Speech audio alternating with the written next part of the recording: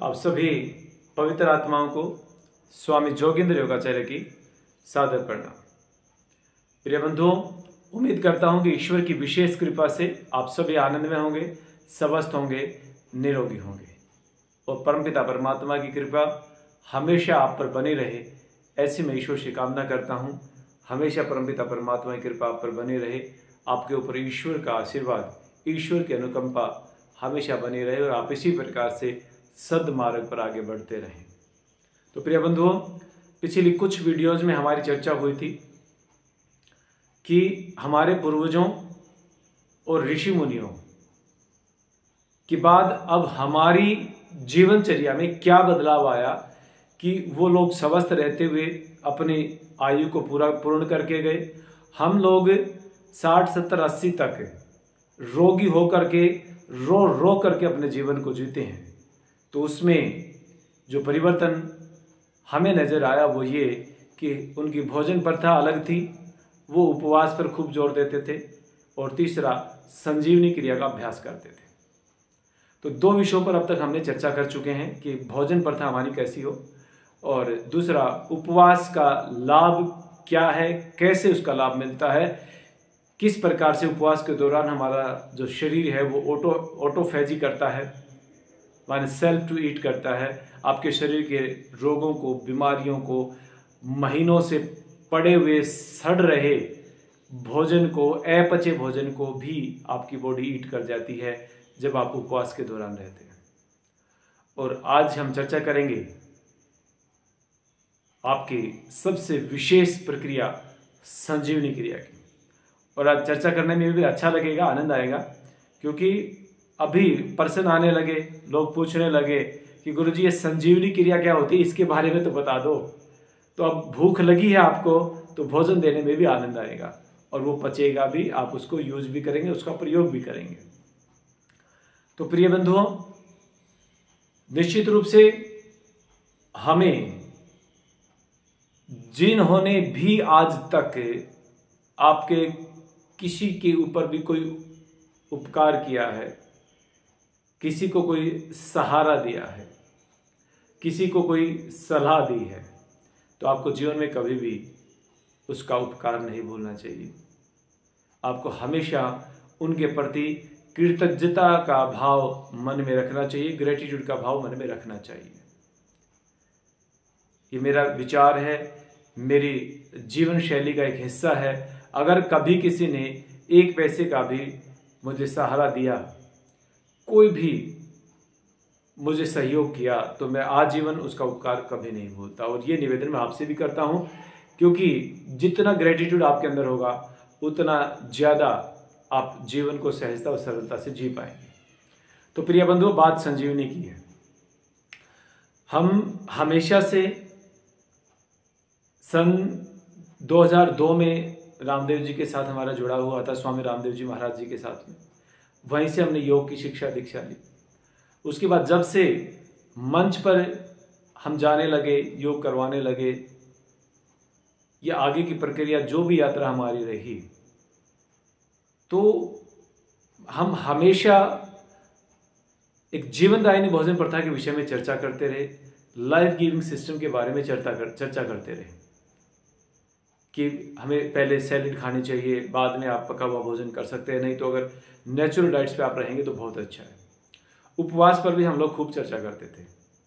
लेकिन बात आज जिस विषय पे हम करने जा रहे हैं, संजीवनी के विषय में, तो संजीवनी क्रिया जब मैंने खुद जब NDDY किया, नेचुरोपैथी का कोर्स किया, तो उस समय भी हमें यही सिखाया गया कि पूरे दिन में एक बार संजीवनी क्रिया करनी चाहिए।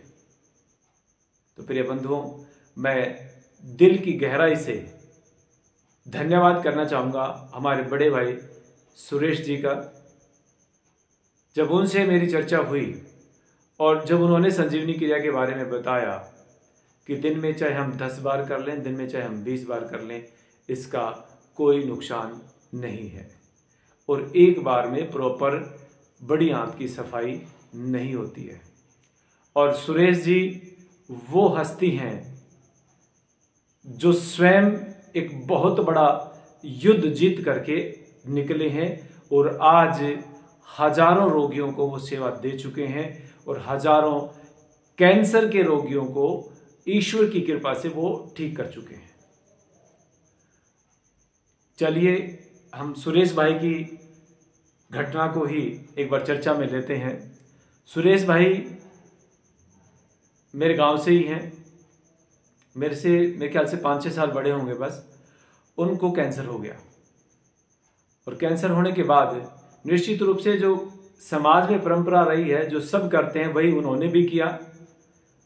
एलोपैथी डॉक्टरों के चक्कर काटने शुरू हुए, इलाज ट्रीटमेंट चलता रहा। अब ट्रीटमेंट तो मैं नहीं कहूँगा क्योंकि वहाँ पर ट्रीटमेंट नहीं होता, वहाँ पर एक्सपेरिमेंट्स होते हैं और आपके 1-2 एकड़ ज़मीन बिकवा करके और फिर नमस्ते हो जाती है कि जी अब कुछ नहीं कर सकते, सेवा कीजिए, घर पे ले जाइए। यही हाल होता रहा है। यही हाल सुरेश जी के साथ भी हुआ, लेकिन ईश्वर की विशेष कृपा हुई और सुरेश भाई को आदरणीय बीवी चौहान जी का संपर्क सूत्र मिला। उन्होंने उनसे बात की और उनकी दिशा निर्देशों में बड़े भाई सुरेश जी ने संजीवनी क्रिया और NDS न्यू डाइट सिस्टम के नाम से हमारे आदरणीय बीवी चौहान जी सिस्टम को डेवलप करते हैं, सिस्टम को चला रहे हैं और 40-42 वर्षों से वो इस फील्ड में काम कर रहे हैं, वो सेवाएं दे रहे हैं। तो उनसे सुरेश भाई की मुलाकात होती है, उनसे वो चर्चा करते हैं और वहाँ से सुरेश भाई को दिशा निर्देश मिलते हैं और उस दिशा निर्देश में वो कार्य करते हैं और इस जीवनदायिनी भोजन प्रथा को अपना करके संजीवनी क्रिया को साथ साथ करके उपवास पे जा करके ईश्वर की विशेष कृपा रही कि वो पूर्ण रूप से स्वस्थ हुए, उनका कैंसर ठीक हो गया।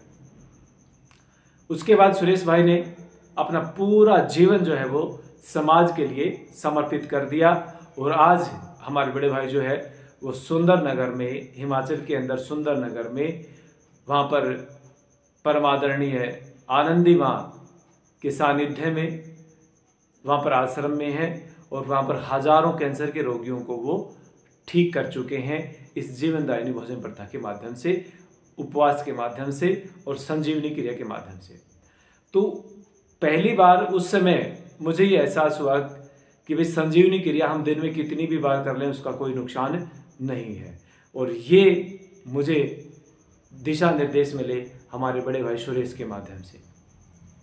तो सुरेश जी ने जब बताया कि भाई कितनी बार भी हम जोगिंदर इसको कर सकते हैं, इसका कोई नुकसान नहीं है, कोई दिक्कत नहीं है, ये ठीक वैसी ही प्रक्रिया है जैसे मुंह में हम पानी लेकर के कुल्ला करके मुंह की सफाई करते हैं, वैसे ही ये बड़ी आंत की सफाई है और सामान्य पानी से हमें इसको करना होता है, इसमें कुछ मेडिसिन नहीं मिलानी होती, तो इसका कोई नुकसान नहीं है, कोई साइड इफेक्ट नहीं है।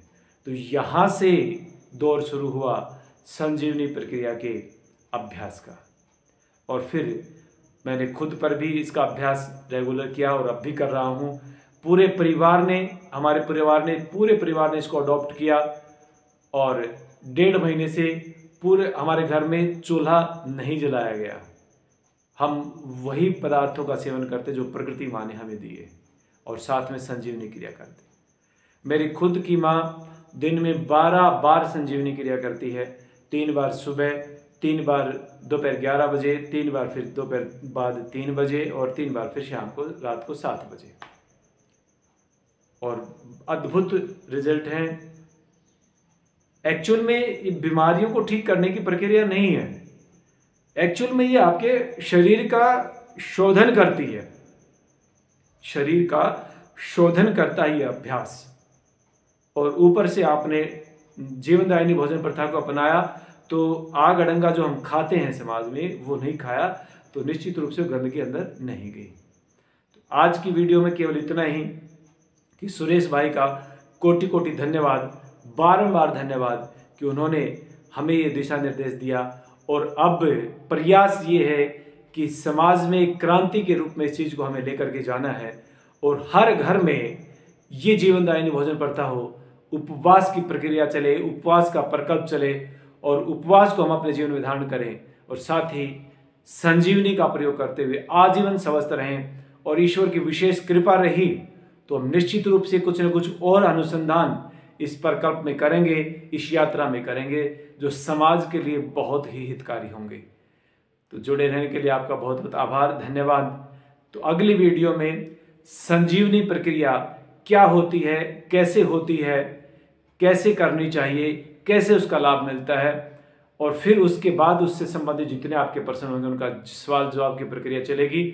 और निश्चित रूप से आप सबको बहुत बहुत शुभकामनाएं, क्योंकि आप वीडियो देख रहे हैं, मेरे साथ जुड़े हुए हैं, तो निश्चित रूप से आपके जीवन में बहुत बड़ा बदलाव आने वाला है और स्वास्थ्य का उपहार आपको मिलने वाला है। तो एक बार फिर से आपको शुभकामनाएं, और आगे जितने भी वीडियो आए मैं आपसे निवेदन करूंगा, लाइक करें ना करें उनको शेयर जरूर करें, चैनल को भी सब्सक्राइब कर लें ताकि आपको आने वाली नई वीडियोस, नई सूचनाएं आपको मिलती रहें। इसी के साथ आप सबका बहुत बहुत आभार, धन्यवाद धन्यवाद धन्यवाद।